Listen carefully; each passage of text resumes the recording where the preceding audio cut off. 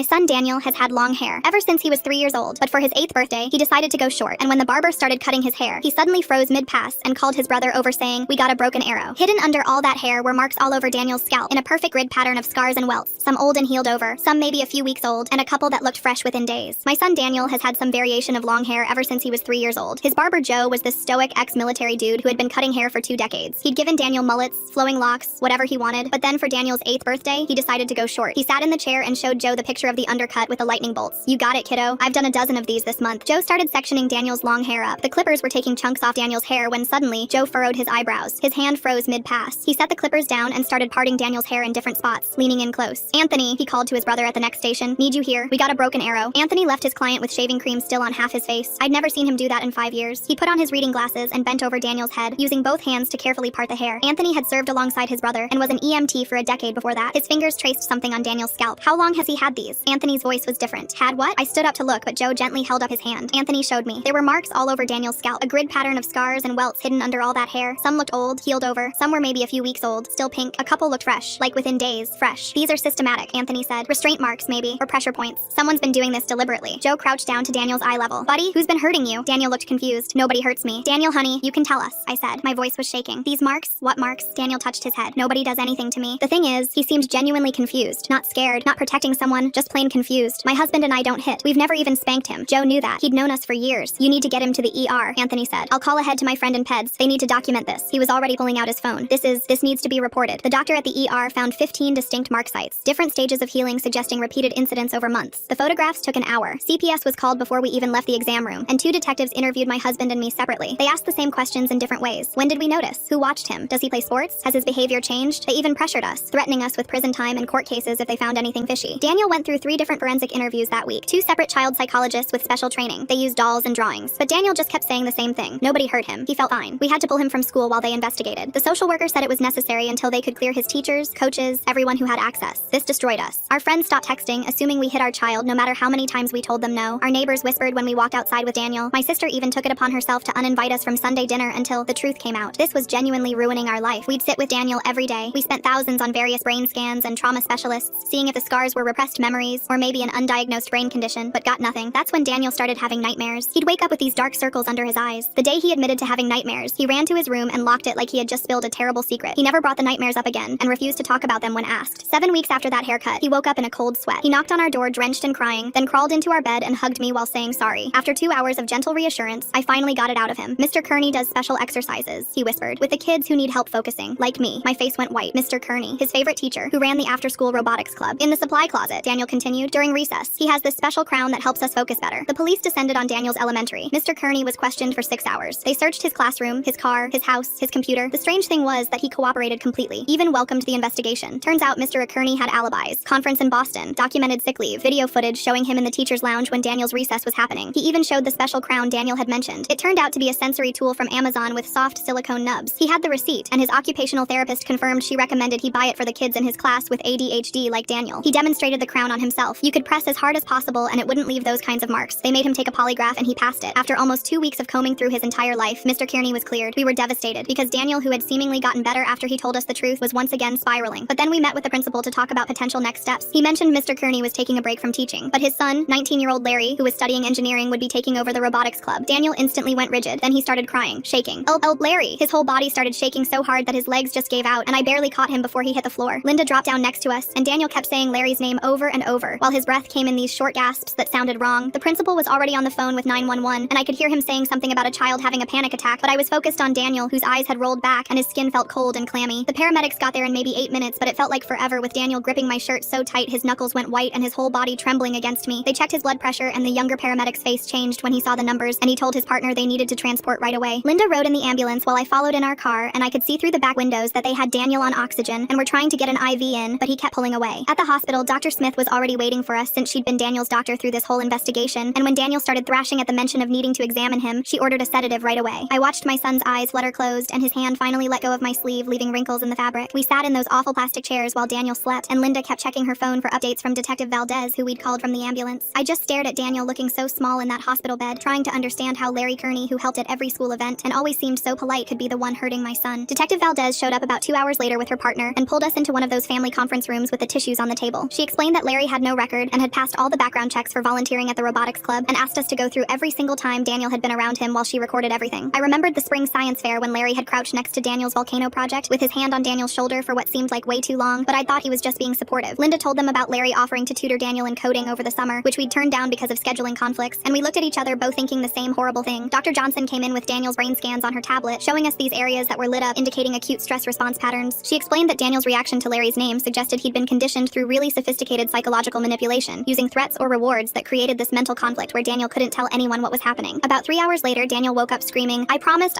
I wouldn't tell," and started thrashing so hard he pulled out his IV before the nurses could hold him down. I had to physically hold him while Linda stroked his hair and kept telling him he was safe, but it took 40 minutes before he stopped fighting and just collapsed into these exhausted little whimpers. Detective Valdez asked if they could have a specialized child psychologist who worked with conditioned abuse victims interview Daniel, and we agreed, even though watching Daniel's terror made my hands shake as I signed the consent forms. That night, while Daniel slept with the help of medication, I sat in the hospital room on my phone Googling Larry Kearney obsessively. I found his LinkedIn showing he was on the dean's list at his college and his volunteer work with youth robotics programs at 3 different schools, and felt sick thinking about how many other kids he might have access to. The next morning, a woman with gray hair pulled back in a bun walked into Daniel's hospital room carrying a backpack covered in Pokemon stickers. She introduced herself as Dr. Patricia Huang, but told Daniel to call her Pat while she sat on the floor near his bed and pulled out a Nintendo Switch. For 2 hours, she didn't mention Larry or the marks or anything scary, just played Minecraft while Daniel watched from his bed and slowly started giving her tips about where to find diamonds. Something feels off about how quickly they jumped from haircut to criminal investigation. 15 distinct marks that nobody noticed for months? Daniel's complete confusion seems genuine though, which makes me wonder what's really happening with these mysterious scars that appeared out of nowhere. When the nurse brought breakfast, Daniel wouldn't touch it until Pat started eating her own bagel she'd brought and talked about how the hospital eggs looked like yellow rubber. Daniel finally picked up his fork and managed 3 bites of toast, while Pat showed him a shiny Charizard card from her collection. She caught my eye over Daniel's head and made a small gesture that meant this would take time, maybe weeks. 3 days later, they discharged Daniel with a prescription for anxiety meds and appointments twice a week with Pat. The drive home took 40 minutes, and Daniel pressed his face against the window the whole time, asking in this tiny voice if he had to go back to school, if Larry would be there, if we could move to a different town. Each question broke something inside me. That evening, while I was making dinner, the phone rang, and Detective Valdez told Linda that Larry had come to the station that afternoon with his dad and a lawyer. She said he seemed confused about the whole situation and offered to give DNA samples, handed over his phone and laptop without being asked, even said he'd take a polygraph if it would help clear things up. Linda was standing in the kitchen doorway talking, and didn't notice Daniel had come downstairs until she said Larry's name. Daniel started hitting himself in the head with both fists, screaming, "Bad, bad, bad boy, stupid, stupid, stupid," over and over. I had to grab his wrists and hold them while he thrashed and sobbed that he was going to get in trouble, that Larry would be so disappointed in him, that he wasn't supposed to tell. Linda called Pat, who arrived within 30 minutes and found Daniel wedged in his bedroom closet with his arms wrapped around his knees. She sat outside the closet door for an hour just talking softly about how some secrets are too heavy for kids to carry, how grown-ups sometimes tell kids things that aren't true to keep them quiet. Daniel finally whispered that Larry said he was special. After Pat left, I went to the garage and punched the wall until my knuckles split open and blood ran down my fingers. I sat on the cold concrete floor and cried harder than I had since my dad died. Linda found me 20 minutes later, and we held each other in that dirty garage, both knowing we'd failed our son. A week after the hospital stay, Detective Valdez called again to say Larry's devices came back clean, no concerning images or searches, and 3 teachers had written character references for him. Without Daniel being able to testify or any physical evidence linking Larry to the abuse, the investigation was hitting dead ends. Daniel had started sleeping in our bed by then, waking up screaming about crown exercises and focus games. I kept a notebook by the nightstand and wrote down everything he said, noting that he mentioned a special room at school but couldn't say where it was or would start shaking when I asked. Pat suggested trying play therapy with special dolls at our next session, but when she brought them out, Daniel went completely still and stared at nothing for 40 minutes straight. She packed them away and told us this level of conditioning meant someone had been working on him for a long time, training him to stay quiet. Linda noticed it first. Daniel standing at the bathroom sink, scrubbing under his fingernails with a nail brush until they bled. He kept muttering about being dirty and how Larry doesn't like dirty boys. When Linda tried to take the brush away, Daniel bit her hand so hard it needed 3 stitches, then immediately collapsed sobbing and saying sorry over and over while blood ran from his mouth. The emergency room doctor stitched Linda's hand while I held Daniel, who kept asking if mommy was okay through his tears and blood-stained teeth. 3 days later, the principal called to tell us Larry wouldn't be continuing with the robotics club at our request. He made it clear this was voluntary and not any admission of wrongdoing. Several parents had already complained about losing such a dedicated volunteer who helped their kids with homework. I started working from home the next week because Daniel wouldn't go to school. I set up my laptop in the living room but kept pulling up the security camera feed we'd installed in Daniel's room. He was arranging his stuffed animals in perfect rows on his bed, the same grid pattern as the marks on his head, 2.5 centimeters apart exactly. Detective brought a specialist named Dr. Patricia Chen who worked with kids who couldn't talk about their trauma. She spent 3 hours with Daniel using toys and drawing games while we watched through one-way glass. Daniel drew pictures of robots and mentioned Larry's games help kids focus better. When she asked about secrets, he shut down completely and wouldn't draw anymore. Linda had to take leave from her nursing job 2 weeks after Daniel's breakdown because he followed her everywhere. He'd stand outside the bathroom door crying if she closed it. Her supervisor said she understood but could only hold the position for 6 weeks. We were burning through our savings paying for specialists while our lives fell apart. Daniel started having panic attacks if either of us left his sight. 3 weeks in, I was giving him a bath when he looked right at me and said Larry has videos of all the special boys. Then he took a deep breath and held it. His face turned red, then purple. I pulled him out of the tub and he went limp. Linda ran went in when I screamed and called 911 while I did rescue breathing on our wet, naked 8-year-old on the bathroom floor. He woke up in the ambulance with no memory of what he'd said about videos. Dr. Williams admitted him for observation at the pediatric psychiatric unit. She said his dissociative episodes were getting dangerous and prescribed risperidone to help with the trauma responses. Detective got an emergency warrant that night for Larry's computers and cloud storage accounts. The next morning, 6 officers showed up at the Kearney house with a warrant. Mr. Kearney went pale when he realized they were investigating Larry specifically. He kept saying his son would never hurt anyone while Larry stood there perfectly calm. Larry handed over his laptop password and phone without being asked. He seemed genuinely confused about why they were there. The forensics team took every electronic device in the house. I found food hidden all over Daniel's room the day after he got home from the hospital. Granola bars behind his dresser and crackers under his mattress. When I asked why he was hiding food, he said Larry says good boys save treats for later. He couldn't explain what that meant and started hitting himself when I kept asking. Linda found me in Daniel's room at 3 in the morning with the hospital photos spread on his desk. I was measuring the marks with a ruler. Every single one was exactly 2.5 centimeters from the next in a perfect grid. Whatever made these marks was precise, like a medical device or tool. Dr. Patricia called after 3 weeks of sessions to report some progress. Daniel mentioned other boys in the special club during play therapy, but immediately shut down when she tried to get names. She said he was protecting someone or something, but needed more time to help him feel safe enough to talk. The detective called 2 days later with bad news about Larry's computer. The forensic analyst had spent 3 weeks going through every single file on his laptop and phone. They found his college homework, tons of gaming videos, some anime stuff, and normal teenage social media. Nothing that showed any interest in kids or anything weird at all. Detective Valdez sounded tired when she admitted they needed something more concrete to move forward with charges. Meanwhile, Daniel started doing something new in his therapy sessions with Patricia. He would sit at the little art table and draw the same pictures over and over. Stick figures with grid patterns covering their heads. A bigger figure standing behind them holding something that looked like a crown with sharp points. Patricia took photos of every single drawing he made and added them to her evidence file. She kept her voice calm and never pushed him to explain what the pictures meant. Daniel would draw for 20 minutes straight without looking up or saying a word. The drawings got more detailed each week, with the grid patterns becoming darker and more precise. That's when everything went sideways. I was washing dishes on a Saturday afternoon when I heard a car pull into our driveway. Through the kitchen window, I saw Mr. Kearney's blue Honda with Larry in the passenger seat. My hands started shaking so bad I dropped a plate and it shattered on the floor. Linda was upstairs with Daniel playing Legos in his room. Larry and his dad walked up to our front door like they belonged there. Mr. Kearney rang the doorbell twice before I could even move. I opened the door just a crack and told them they needed to leave immediately. Mr. Kearney put his hand on the door and said Larry wanted to help us find whoever was really hurting Daniel. Larry stood there with this concerned look on his face like he was some kind of hero. That's when I heard Daniel's footsteps on the stairs behind me. He must have seen Larry through the upstairs window because he froze halfway down. His face went completely white and then he threw up all over the carpet. He ran to the bathroom and locked himself inside, screaming so loud I thought he might hurt his throat. The screaming didn't stop. It got louder and more desperate, like someone was actively hurting him right then. Larry took a step back from the door with his mouth hanging open. Mr. Kearney kept saying they just wanted to help, but I slammed the door in their faces. Daniel's screams were so loud that Mrs. Peterson next door came running out of her house. She saw Larry and his dad on our porch and immediately called 911. Within 10 minutes, 2 patrol cars pulled up with their lights flashing. Detective finds Larry's computer squeaky clean. Meanwhile, Daniel's arranging stuffed animals in the same grid pattern as those marks. Someone's playing a very calculated game here, and I doubt it involves robotics homework. The officers found Larry and Mr. Kearney still standing on our porch looking confused while Daniel's screams echoed through the whole neighborhood. One officer stayed with them while the other came inside to check on Daniel. Linda was sitting outside the bathroom door crying and begging Daniel to unlock it. The screaming had turned into these horrible choking sobs that made my chest hurt. Detective Valdez showed up 20 minutes later and went straight to Larry and his dad. She issued a no-contact order right there on our front lawn while half the neighborhood watched from their windows. Larry kept saying he didn't understand what was happening and that he'd never hurt Daniel. He actually looked like he might cry, which made me want to punch him in the face. Mr. Kearney put his arm around his son and led him back to their car. They drove away slowly while the detective took our statements. Daniel didn't come out of the bathroom for 2 hours. When he finally unlocked the door, he crawled straight into Linda's arms and wouldn't let go. 3 days later, we sat in the district attorney's office downtown. The prosecutor was this older woman with gray hair who spoke very carefully about our options. She spread out all the evidence on her desk, including Patricia's photos of Daniel's drawings. She explained that without physical evidence linking Larry to the marks or clear testimony from Daniel, prosecution would be nearly impossible. The defense would argue the marks could have come from anywhere, and Daniel's reaction could be trauma from someone else entirely. She suggested we file for a civil restraining order while the investigation continued. That night, Daniel crawled into our bed around midnight. He wedged himself between Linda and me, pulling the blankets up to his chin. He whispered something so quietly I almost missed it. Larry said if I tell, everyone will know I'm a bad boy, and no one will love me anymore. Linda held him tight while I grabbed my phone from the nightstand and hit record. I asked him to say it again, and he did, his voice shaking but clear enough for the recording. Over the next month, Detective Valdez interviewed 12 other kids from the robotics club. The parents had to be present for every interview, which made things complicated. 3 boys showed clear behavioral changes according to their parents. Night terrors, bedwetting, sudden aggression at school, but none of them would say Larry's name. They'd just shut down completely when asked about the club meetings. Patricia introduced a therapy dog named Biscuit to Daniel's sessions. This golden retriever would sit next to Daniel while he drew his pictures. For the first time in weeks, Daniel's shoulders relaxed. While petting Biscuit's soft fur, he said something that made Patricia sit up straight. The special crown hurts but makes you stronger. She wrote it down word for word in her notes without interrupting him. Daniel kept petting the dog and added that Larry said strong boys don't cry about the crown. I was cleaning out Daniel's room one afternoon when I found something that made my blood run cold. Hidden behind his dresser was a small camera I recognized from my home office. The red recording light was on. When I asked Daniel about it, he looked at the floor and said he needed to watch for Larry. I asked how Larry would get into his room and he just shook his head. The camera had been recording for weeks. weeks, but only showed Daniel's empty room at night. Linda discovered something even worse when she went to the school to pick up Daniel's homework. She was chatting with the attendance secretary when she noticed something odd in Daniel's records. There were 7 days over the past year where he was marked present at morning attendance but absent from specific afternoon classes. The secretary frowned and pulled up the full records. The principal was called immediately when they found the same pattern for 5 other boys in different grades. All of them had been marked absent from the same afternoon periods when they were supposedly in enrichment activities. All of them had been in robotics club. The principal pulled up the security system on his computer and started checking footage from those specific dates. We watched him click through different camera angles until he found the one covering the maintenance hallway. There it was on the screen, clear as day. Daniel walking down the hall with Larry's hand on his shoulder. 3 other boys followed behind them. They all went into a door marked maintenance staff only at 1:47 p.m. The principal fast-forwarded the footage. Nothing happened for a long time. Then at 2:31 p.m. the door opened and the boys came out one by one. Daniel was last, adjusting his shirt and rubbing his head. The timestamp showed 44 minutes had passed. The principal checked another date and found the same pattern. Boys going in with Larry around the same time, coming out 30 to 45 minutes later looking dazed or uncomfortable. Detective Valdez arrived within an hour and watched everything we'd found. She took notes and made phone calls. By the next morning she had a warrant for that maintenance room. The school custodian unlocked it for her and 3 other officers. Inside they found bean bags arranged in a circle, a laptop on a small table, some snacks and juice boxes, and sitting on a shelf was this weird metal thing that looked like a crown made of small rounded points. Larry was called in for questioning that afternoon. He showed up with his dad looking confused. He admitted to using the room for special focus sessions, said the metal device was something he bought online to help kids with ADHD concentrate better, called it a sensory pressure tool, and showed them the Amazon listing on his phone. Detective Valdez bagged the device and sent it to the crime lab. She also called Dr. Johnson to come examine it. Dr. Johnson turned the thing over in her hands and measured the spacing between the points. She pressed it against a foam head they use for demonstrations. The points left indentations that matched the pattern we'd been seeing on Daniel's scalp. She pressed harder and the marks got deeper. She said if someone used this repeatedly on a child's head with enough pressure, it would absolutely cause those scars. That night, I sat next to Daniel's bed watching him sleep. He was having another nightmare. His lips moved and I leaned closer to hear. "Larry, please," he whispered. Then, "I'm sorry, Larry," over and over. His little hands clutched the blanket. Tears leaked from his closed eyes. "I'll be good," he muttered. My chest felt like it was being crushed. I wanted to wake him, but the therapist said to let him work through the dreams. So I just sat there listening to my 8-year-old son beg someone named Larry for mercy in his sleep. 6 weeks passed with the investigation moving slowly. Then 3 families called the detective on the same day. Their sons had been acting strange too. One mom said her boy started hitting himself in the head when he couldn't focus on homework. Another said their son would press things against his scalp until it hurt. All 3 boys had been in robotics club. All 3 had gotten special tutoring from Larry for attention problems. The therapist working with Daniel noticed something interesting during their sessions. Sometimes Daniel would start to say something, then stop himself. "Larry says I need to..." "Wait, that's not true, is it?" He'd look confused like he was fighting with his own thoughts. She said this was good progress. His brain was starting to separate what really happened from what Larry had told him. The crime lab finally called with their results 2 weeks later. They found DNA on that metal device. Daniel's was there along with 2 other boys from the robotics club. They also found Larry's fingerprints all over it. Detective Valdez said this was the physical evidence she needed. Larry was arrested at his college dorm the next morning. Campus police went with Detective Valdez to make sure everything was done right. Larry kept saying the device was therapeutic and that he was just trying to help kids focus. His arrest made the local news that evening. Our phone started ringing with angry messages. People saying we were ruining a good kid's life, that Larry was just trying to help children with learning problems. Some said we were making everything up for attention or money. At the courthouse 3 days later, Larry pleaded not guilty to all charges. The judge set bail at $50,000 with conditions: no contact with any minors, no going near schools or playgrounds. His dad posted bail immediately, still insisting his son was innocent. We were eating at a diner the next week when the TV showed Larry's picture on the news. Daniel looked up and saw it. Before we could react, he started pulling his shirt off right there in the restaurant. "I need to show them the marks so they believe," he said loudly. Other customers turned to stare. I grabbed my jacket and wrapped it around him while Linda gathered our things. We rushed out with Daniel still trying to take his clothes off to show people his scars. He kept saying nobody believed him, and he needed to prove it. We got him to the car, and he finally broke down sobbing about how nobody thought he was telling the truth. 2 months passed before we found ourselves sitting in a circle of plastic chairs at the community center with 4 other families whose boys had also been hurt by Larry. The Hendersons sat across from us with their son Timothy, who kept his head down the whole time while his mom rubbed his back. Next to them were the Garcias with their twins who wouldn't stop holding hands even when they sat down. The support group leader was this woman Patricia, who had worked with kids like ours for 20 years, and she started each meeting by having the parents step outside so the boys could talk freely. During the 3rd session, Patricia pulled me aside after and said Daniel had finally started talking about what Larry called the crown ceremonies. Patricia's pulling the parent aside to share what Daniel revealed during group therapy makes me wonder if there's a specific reason she's choosing this moment to break confidentiality. The crown ceremonies detail sounds like something significant just shifted in Daniel's ability to talk about what happened. She showed me her notes where Daniel had explained how Larry would press the device down harder each time while making them repeat things about being special boys who were chosen for something important. The words had to be said perfectly or Larry would start over and press harder. Daniel told her Larry said the pain was making them stronger and that only the best boys could handle it without crying. Patricia said the way Larry mixed the physical pain with praise was classic manipulation that made the boys think they had to earn his approval by suffering quietly. The next week, Timothy's mom called us at 10 at night crying because Timothy had just shown her his phone. He'd been recording some of the sessions without Larry knowing by starting his voice memo app and putting the phone in his pocket. She sent us 3 files and my hands shook as I pressed play on the first one. You could hear Larry's voice clear as day telling the boys to sit still and be brave while a weird clicking sound happened over and over. In the background, you could hear small whimpers and Larry saying things about building character and how special boys don't complain. The second video was worse because you could actually hear Daniel's voice saying the words Larry made them repeat about being chosen hidden and keeping secrets and not telling anyone because nobody would understand. The third video made Linda throw up because Daniel was crying while Larry kept praising him for being so strong and quiet, and you could hear the device clicking faster and faster. Detective Valdez came to our house the next morning and took copies of everything. She spent 4 hours going through the recordings with her tech team, and they enhanced the audio to pick up every detail. She showed us how they could match the clicking sounds to the device they'd found at Larry's apartment, and how the timestamps on Timothy's phone matched up with days Daniel had come home with fresh marks. The DNA evidence from the device showed traces from all 5 boys, and Detective Valdez said the prosecutor was ready to file charges for assault, child abuse, and endangerment. She had statements from 12 different boys now, and Larry's pattern was clear in every single case. 3 days later, I walked into Daniel's room and found him on the floor with his action figures arranged in a circle. He had one figure in the middle pressing down on another figure's head while the rest sat watching. When I knelt down next to him, he looked up and said he was practicing being brave or when he had to talk in court. My chest felt like it was caving in as I watched him make the middle figure say the same things Larry used to say about being special and chosen. I gently moved the toys away and pulled him into my lap while he explained that he needed to practice so he wouldn't cry when he saw Larry again. 3 months had passed since his breakdown when we got the call that Larry's lawyer was trying to get the recordings thrown out. The lawyer claimed Timothy had illegally recorded private conversations without consent, but the judge shut that down fast, saying children's safety outweighed any privacy expectations. The trial date was set for 6 months out, and we'd have to prepare Daniel for testifying. Linda went back to work part-time while Daniel started a special day program for kids who'd been through trauma. That first morning, he wrapped himself around her leg and wouldn't let go for 20 minutes until this counselor named Beth, who'd been through something similar as a kid, sat on the floor next to them and started talking about how scared she'd been on her first day too. Beth showed Daniel her office with beanbags and art supplies and slowly got him interested in the model planes on her shelf. We'd been shopping at the grocery store near our house when Mr. Kearney appeared at the end of the cereal aisle. He walked straight up to us and started saying how his son was just trying to help special needs kids with alternative therapy techniques he'd learned online. His face got red as he insisted Larry meant well and that we were ruining a young man's life over a misunderstanding. I had to physically turn and walk away because my fists were clenching, and Linda grabbed her phone to call security while pulling Daniel behind her. Mr. Kearney followed us toward the exit, still talking about how Larry was gifted with special needs children, and how the crown device was therapeutic, and how we didn't understand what Larry was trying to accomplish. Security escorted him out, but he kept yelling from the parking lot about lawsuits and defamation. 2 weeks later, during another therapy session, Daniel suddenly stopped coloring and told Patricia there was a special place Larry took them sometimes. Patricia called me in from the waiting room, and Daniel explained that Larry had a storage unit where he kept special things from his best boys. He said Larry would take them there one at a time to show them a wall covered in photos and items from other boys who had been chosen before them. Daniel remembered seeing hair clippings in labeled bags and pieces of clothing pinned to a board and notebooks full of writing about each boy. Larry had told them they were part of something bigger that had been going on for years, and that one day they'd understand how special they really were. The detective got a warrant for the storage facility Larry mentioned to the other boys within 2 hours of Daniel telling us about the wall. They found the unit registered under a fake name but paid with Larry's credit card, which was stupid on his part. Inside were boxes and boxes of photos, all labeled with initials and dates going back 3 years. Daniel's photos started 8 months ago, showing the marks getting worse with each picture. The detective called us at midnight to tell us they found photos of 11 boys total from 3 different schools where Larry had volunteered for robotics clubs and science camps. The next morning, 3 families from Daniel's school came forward after hearing about the storage unit on the news, and their sons had the same marks hidden under their hair. 2 more families from the other schools called the detective that afternoon. The case got handed to the state prosecutor who specialized in these kinds of cases, and she started building a timeline of Larry's movements between schools. I found Daniel standing in our bathroom 3 weeks later just staring at himself in the mirror and touching the spots on his head where his hair had grown back over the scars. He asked me if they'd always be there, and I didn't know if he meant the marks or the memories, so I just held him while he cried. 4 months after Daniel's breakdown, his therapist Patricia told us he could finally talk about Larry without going blank or changing the subject, though he still blamed himself for not telling us sooner. She started working with him on what would happen if he had to testify using dolls and drawings to explain the court process. The prosecutor offered Larry a deal to avoid trial where he'd get 15 years and have to register as a sex offender, but his lawyer called to say Larry refused and wanted to go to trial because he'd be vindicated. During the pre-trial hearings, Larry's defense attorney tried to argue the boys were coached by their parents, and the marks could be from the kids scratching themselves due to ADH behaviors. The judge let him present that theory, but warned him about blaming the victims in front of a jury. I noticed Daniel started wearing baseball caps all the time, even to bed, and when I asked why he said so, no one could see where he was broken, which killed me. Linda found him in the bathroom at 2 in the morning trying to cut his own hair with her sewing scissors and crying that he wanted it all gone. The prosecutor arranged for Daniel and the other boys to testify through video from another room so they wouldn't have to see Larry, and we went to the courthouse 3 times to practice with the setup. Daniel got more confident each time, though his hands still shook when he had to talk into the microphone. 5 months after everything started, other parents from school began calling to apologize for thinking we were the ones who hurt Daniel. Some offered to testify about changes they'd noticed in their own kids who were in Larry's robotics club, like sudden nightmares or not wanting to go to school on club days. Daniel asked me one night if Larry would hurt other boys if he didn't go to jail, and the weight of that question from my 8-year-old son made me promise we'd do everything possible to stop him. The trial started 3 months later at the courthouse downtown. I sat in the front row gripping Linda's hand while the prosecutor stood up and clicked through photos on the big screen behind her. Daniel's scalp filled the wall, those grid marks visible even from where I sat, and I heard gasps from the jury box. One older woman put her hand over her mouth. Another guy in a suit leaned forward, squinting at the patterns. Larry sat at the defense table in a navy suit writing notes on a yellow pad like this was just another day. The prosecutor pointed at each mark, explaining how they formed perfect rows and columns, how some were weeks old and others fresh, how this wasn't accident or rough play but something planned and repeated. Larry's lawyer kept objecting, but the judge let her continue. The next next day, they called Dr. Davis, who I recognized from the hospital. She brought charts showing pressure points and diagrams of nerve endings, and explained how someone would need to apply exact force in exact spots to create these patterns without breaking skin. The defense lawyer stood up asking about her credentials and whether she'd published papers on this specific type of injury, but she stayed calm, listing her 20 years of experience with child abuse cases. She pointed to the photos again, tracing the marks with a laser pointer, showing how they matched acupressure maps, but with way too much force applied. The detective came next with a timeline on poster board showing every robotics club meeting, every time Larry volunteered to help, every parent who mentioned their kid acting different afterward. He showed security footage of Larry entering the school on days he wasn't scheduled. He had the rental agreement for the storage unit Larry got under a fake name. Patricia's notes read like a twisted game manual where the prize for winning is psychological damage. Larry's special boys routine sounds like he got his teaching methods from a villain's handbook for beginners. Inside, they'd found metal devices that looked like crowns, but with sharp points instead of soft ones. There were notebooks with kids' names and dates, photos of children's heads. The detective explained how Larry positioned himself as the helpful college student, the one who understood kids with focus problems, the one parents trusted. Then Timothy's mom took the stand. She was shaking as she pulled out a folded paper from her purse, saying she found it in Timothy's backpack 2 weeks ago. The prosecutor put it on the screen, and I could see Larry's handwriting, the same writing from the storage unit notebooks. It talked about crown training and pressure therapy and building better boys through controlled discomfort. It had diagrams of heads with dots marking where to press, instructions about starting gentle, then increasing pressure over weeks, notes about which boys were ready for the next level. The handwriting expert confirmed it matched Larry's class notes from college. Timothy's mom started crying, saying she thought it was some weird school project until she saw the news about our case. Daniel testified through a video link from another room because the prosecutor said seeing Larry might traumatize him. His voice came through the speakers, clear but small, as he talked about the special crown that hurt, but Larry said would help him focus better. He described going to the supply closet during recess, and Larry telling him good boys don't complain about medicine. He said Larry took pictures of his head after each session to track progress. When asked why he didn't tell anyone, Daniel said Larry told him his parents would be disappointed if they knew he needed special help, that only weak boys couldn't handle the crown. Daniel's voice cracked once, but he kept going, saying he didn't want other kids to get hurt like him and Timothy and the others. 3 more boys testified the next day. Each one described the same pattern of Larry being nice at first, offering extra help with robots, then suggesting they had focus problems that needed fixing. The crown exercises started soft, then got harder. If they cried or wanted to stop, Larry would say they were failing their parents, that they'd never get better without his help. One boy showed fresh marks on his scalp from just 2 weeks before Larry's arrest. The consistency was damning, each story matching the others without the boys having talked to each other. On day 4, Larry took the stand against his lawyer's advice. He sat up straight, explaining he was developing a new treatment for ADHD based on ancient acupressure techniques combined with modern neuroscience. He claimed the boys misunderstood therapeutic pressure for pain, that children often resist helpful treatments. When the prosecutor showed him the photos of scarred scalps, he adjusted his glasses and said the marks were unfortunate, but within acceptable parameters for experimental therapy. She asked why he hid it then. Why use a fake name for the storage unit? Why take photos without parent permission? Why threaten the boys about telling? His calm started cracking as she showed Timothy's video where the boy was crying and begging to stop while someone off camera said to hold still for just another minute. Larry's face went red and he said that was taken out of context, that Timothy was being dramatic, that some children exaggerate discomfort. The prosecutor asked if he had medical training. Number psychology degree. Number any certification in child therapy. Number then why did he think he could experiment on children? Larry started arguing about innovation and helping kids that the system failed, but the prosecutor cut him off, showing more photos, more videos, more evidence from the storage unit. His composed mask finally slipped when she read from his own notebook about breaking down mental resistance through physical pressure. On day 5, Mr. Kearney testified for the defense. He looked broken as he talked about Larry always wanting to help, always trying to find ways to fix problems. He said Larry was brilliant, but maybe too focused on results. When asked if he knew about the crown exercises, he shook his head, saying Larry never told him, but admitted his son had become obsessed with alternative treatments for learning disabilities after seeing kids struggle in his classroom. He mentioned finding medical journals about pressure therapy in Larry's room, books on acupuncture, research papers on neuroplasticity. He thought Larry was just interested in education like him. The prosecutor asked if Larry ever showed concerning behavior before. Mr. Kearney hesitated, then admitted Larry had gotten in trouble in high school for conducting unauthorized experiments on younger students, claiming he was testing memory improvement techniques. The defense lawyer objected, but the damage was done. During a recess, I went to the bathroom and found Larry already there washing his hands. We made eye contact in the mirror and he smiled. Not a nervous smile or an apologetic one, but something cold and knowing, like he was enjoying this, like he knew exactly what he'd done to Daniel and was proud of it. That smile made me understand what my 8-year-old son had been facing alone in that supply closet. I wanted to grab him, to make him feel what Daniel felt, but I just stood frozen as he dried his hands and walked past me humming. I stood there for another minute trying to get my breathing back to normal before heading back to the courtroom where Linda grabbed my hand so tight I thought she might break it. The prosecutor stood up and walked to the jury box carrying a thick folder of photos showing the grid patterns on 8 different kids' heads. She laid them out one by one on the rail while talking about how Larry had used his dad's classroom access to find the most vulnerable kids, the ones with ADH who already struggled to sit still and focus. She showed the jury the homemade device they'd found in Larry's dorm room, metal prongs attached to what looked like a modified TENS unit he'd been using to create those precise marks. The defense attorney tried to paint Larry as a misunderstood genius who genuinely thought he was helping these kids focus better with alternative therapy techniques he'd read about online. Larry sat there in his suit looking like any other college kid, except for how his eyes kept scanning the room like he was calculating something. 2 days of waiting while the jury deliberated felt like 2 years, and Daniel refused to go to school, just sat in his room building and destroying the same Lego set over and over. Linda called in sick to work, and I paced so much I wore a path in our living room carpet. When the call finally came that the jury had reached a verdict, we drove to the courthouse in complete silence except for Daniel asking 3 times if Larry would be there. The foreman stood up and I watched Mr. Kearney grabbed the bench in front of him as they read guilty on all 8 counts of assault, guilty on child endangerment, guilty on practicing medicine without a license. Larry didn't even blink, but his dad collapsed forward, sobbing so hard the bailiff had to help him out of the courtroom. A week later at sentencing, 7 other families stood up to give statements about finding the marks, about their kids' nightmares, about the trust that had been shattered. Linda read Daniel's letter about checking his closet every night and sleeping with all the lights on, and how he still felt the spots on his head burning sometimes. The judge looked straight at Larry and said 18 years with mandatory psychiatric treatment and lifetime registration as a child offender. That's when Larry finally snapped, jumping up and screaming that we were all idiots who couldn't recognize genius, that those kids needed his help, that his methods were revolutionary, and we'd destroyed the future of education. The bailiffs dragged him out, still yelling about how we'd regret this when our kids couldn't function without his treatments. We watched the news coverage at home that night, and Daniel sat between us on the couch staring at the footage of Larry in handcuffs being loaded into the prison transport van. He whispered that Larry couldn't hurt anyone now, and it was the first time in months I saw his shoulders drop, like he wasn't waiting for something bad to happen. 2 weeks after the trial, the school board held an emergency meeting and announced new screening procedures for any adult who'd have access to students, including volunteers and even parents helping with events. Mr. Kearney sent a letter to all the families saying he was resigning from teaching because he couldn't face walking into a classroom knowing what his son had done under his nose. The district hired 3 new counselors and mandated trauma training for all staff. Daniel started 3rd grade at Riverside Elementary across town, where nobody knew about the trial or the marks or anything that had happened. The first morning he wore his baseball cap pulled down so low you could barely see his eyes, and when his new teacher asked him to take it off for class, he just shook his head and kept it on. She called us that afternoon concerned about his behavior, but we'd already scheduled him with Dr. Patricia Chen, a trauma specialist who worked specifically with kids who'd been through abuse. Patricia introduced art therapy where Daniel could draw what he felt instead of trying to find words for it, and his first drawing was just black scribbles with red dots scattered throughout. 6 weeks into the school year, I found Daniel in our bathroom with Linda's craft scissors trying to cut his own hair, little chunks falling into the sink as he kept saying he needed it perfectly. Even so, nobody would need to look too close. I gently took the scissors and made an appointment with a new barber on the other side of town, someone who didn't know our story and wouldn't ask questions about why an 8-year-old flinched every time the clippers came near his head. 18 years feels significant when you consider Larry's calculated approach to selecting vulnerable kids and that methodical notebook system. His courtroom meltdown reveals someone who genuinely believed he was helping, which makes me wonder about the psychology behind that level of delusion. 3 months after the trial ended, we started going to support group meetings every Tuesday night in the church basement on Maple Street. Daniel would sit next to 2 other boys his age while Linda and I joined the parents' circle across the room. The boys never talked about what happened to them, but they'd build Legos together and sometimes share their snacks. Patricia suggested martial arts might help Daniel feel stronger in his own body, so we signed him up at the dojo near the library. That first class, Daniel wouldn't take off his baseball cap until the instructor rolled up his sleeve and showed a scar on his arm from his own childhood. Daniel slowly pulled the hat off and bowed like the instructor showed him. A week later, Linda found Daniel in his room with all his stuffed animals lined up on the bed. He was pointing at each one saying nobody should touch them in ways that hurt, and they should tell a grown-up if someone does. She recorded it on her phone without him noticing. The Survivor Advocate Training Program met at the community center on Saturday mornings, and we learned how to share our story without scaring other families. They taught us warning signs we'd missed and how to help other parents recognize them. 6 months after everything ended, Daniel's school had an assembly about body safety, and when they asked if anyone had questions, Daniel raised his hand. He stood up in front of 200 kids and said bad touches should always be told to grown-ups even if someone says it's a secret. His teacher called me that afternoon to say how brave that was. Daniel asked if we could visit Joe's barbershop the next week. Joe was cutting someone's hair when we walked in, but he stopped and came over. Daniel hugged him around the waist and said thank you for saving me. Joe's eyes got wet, and Anthony came out from the back with a superhero cape from their shop and put it on Daniel's shoulders. We started new bedtime routines where Daniel would look at his head in the bathroom mirror and say, my body is mine and I am safe. Some nights he'd say it loud and confident, but other nights he'd whisper it like he wasn't sure. When the 1-year mark came, I could see the scars had faded under the bathroom light, but you could still make them out if you looked close. Daniel decided he wanted to grow his hair long again, not to hide anything, but because he liked how it looked better that way. He worked with Patricia to write a letter for other kids who might be going through something bad. He drew pictures of superheroes being brave and included a list of things that helped him feel better, like deep breathing and talking to trusted adults. Last week I watched Daniel playing tag with the neighborhood kids in our front yard, and he was laughing, really laughing, for the first time since before that haircut. When Mrs. Chen from next door asked why Daniel sometimes wore hats, even when it wasn't cold, I just told her he's healing. That felt like enough truth for both of us. Man, time really does fly when we're bouncing clever thoughts around. Thanks for letting me be your witty sidekick for this one. Like the video, it helps more than you think.